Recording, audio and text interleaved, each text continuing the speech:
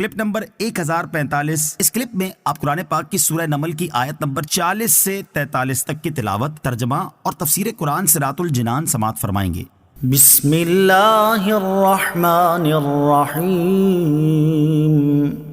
ترجمہ: اللہ کے نام سے شروع جو نہایت مہربان رحمت والا ہے۔ قال الذي عنده علم من الكتاب انا آتيك به قبل ان يرتد اليك طرفك فلما رآه مستقرا عنده قال هذا من فضل ربي لِيَبْلُوَنِي أَأَشْكُرُ أَمْ أَكْفُرُ وَمَنْ شَكَرَ فَإِنَّمَا يَشْكُرُ لِنَفْسِهِ وَمَنْ كَفَرَ فَإِنَّ رَبِّي غَنِيٌّ كَرِيمٌ۔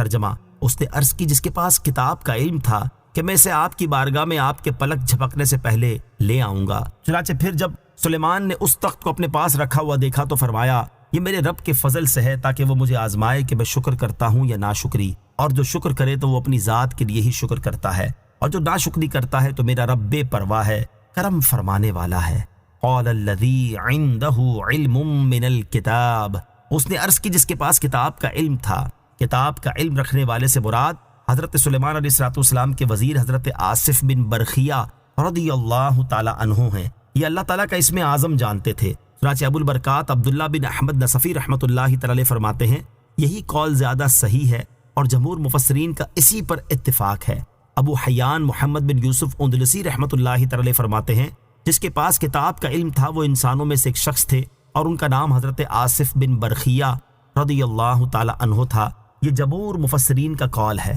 ابو عبداللہ محمد بن احمد قرطبی رحمۃ اللہ تعالی فرماتے ہیں، اکثر مفسرین کا اس بات پر اتفاق ہے کہ جس کے پاس کتاب کا علم تھا اس سے مراد حضرت آصف بن برخیہ رضی اللہ تعالی عنہ ہیں۔ اور ابو محمد حسین بن مسعود بغوی رحمۃ اللہ تعالی فرماتے ہیں، اکثر مفسرین نے فرمایا کہ جس کے پاس کتاب کا علم تھا وہ حضرت آصف بن برخیہ رضی اللہ تعالی عنہ تھے۔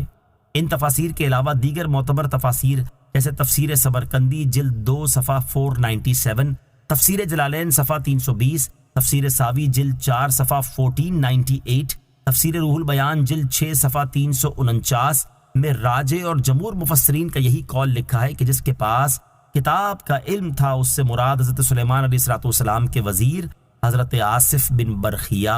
رضی اللہ تعالی عنہ ہیں۔ انا آتیک بہ قبل ان یرتد الیک طرفک، میں اسے آپ کی بارگاہ میں آپ کے پلک جھپکنے سے پہلے لے آؤں گا۔ جب حضرت آصف بن برخیہ رضی اللہ تعالیٰ عنہ نے کہا کہ میں آپ علیہ السلام کی بارگاہ میں اس تخت کو آپ کے پلک جھپکنے سے پہلے لے آؤں گا، تو حضرت سلیمان علیہ السلام نے ان سے فرمایا، اگر تم نے ایسا کر لیا تو تم سب سے زیادہ جلدی اس تخت کو لانے والے ہوگے۔ حضرت آصف بن برخیہ نے جب اسم اعظم کے ذریعے دعا مانگی تو اسی وقت تخت حضرت سلیمان علیہ السلام کے سامنے نمودار ہو گیا۔ فلما رآہ مستقرا عنده، پھر جب سلیمان نے اس تخت کو اپنے پاس رکھا ہوا دیکھا، یعنی جب حضرت سلیمان علیہ السلام نے اس تخت کو اپنے پاس رکھا ہوا دیکھا تو فرمایا، پلک جھپکنے سے پہلے تخت کا میرے پاس آ جانا مجھ پر میرے رب کے فضل کی وجہ سے ہے، تاکہ وہ مجھے آزمائے کہ میں اس کے انعامات پر شکر کرتا ہوں یا ناشکری، اور جو شکر کرے تو وہ اپنی ذات کے لیے ہی شکر کرتا ہے، کیونکہ اس شکر کا نفع خود اس شکر گزار کو ہی ملے گا، اور جو ناشکری کرتا ہے تو میرا رب عز و جل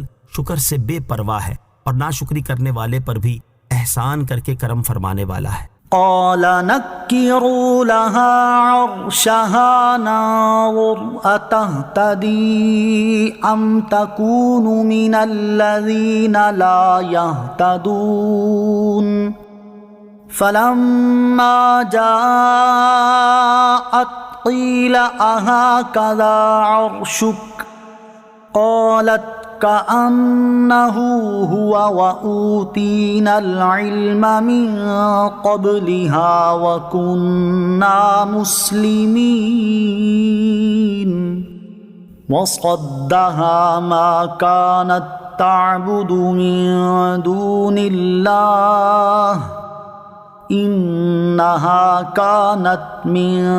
قوم كافرين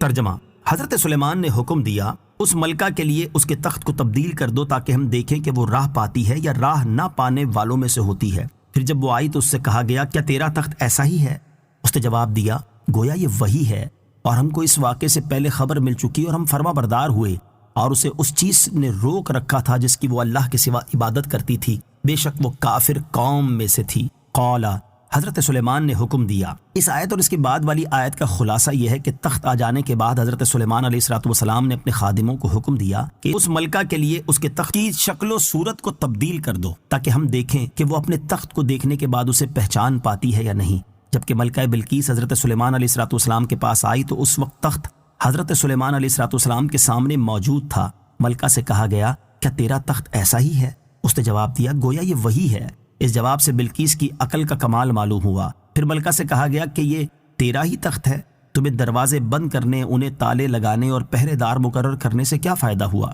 پھر ملکہ بلقیس نے اطاعت قبول کرتے ہوئے کہا ہمیں اللہ تعالیٰ کی قدرت اور آپ علیہ السلام کی نبوت صحیح ہونے کی خبر اس واقعے سے پہلے حدود کے واقعے سے اور وفد کے امیر سے مل چکی ہے، اور ہم نے آپ علیہ السلام کی اطاعت اور فرما برداری اختیار کی۔ وَصَدَّهَا، اور اسے روکا، یعنی بلقیس کو اللہ تعالیٰ کی عبادت کرنے اور اس کی وحدانیت کا اقرار کرنے سے یا اسلام قبول کرنے کی طرف سبقت کرنے سے سورج کی پوجا نے روک رکھا تھا، اور بلقیس کا تعلق اس قوم سے تھا جو سورج کی پجاری تھی، اور وہ چونکہ انہی میں پلی بڑی تھی اس لیے اسے صرف سورج کی عبادت کرنا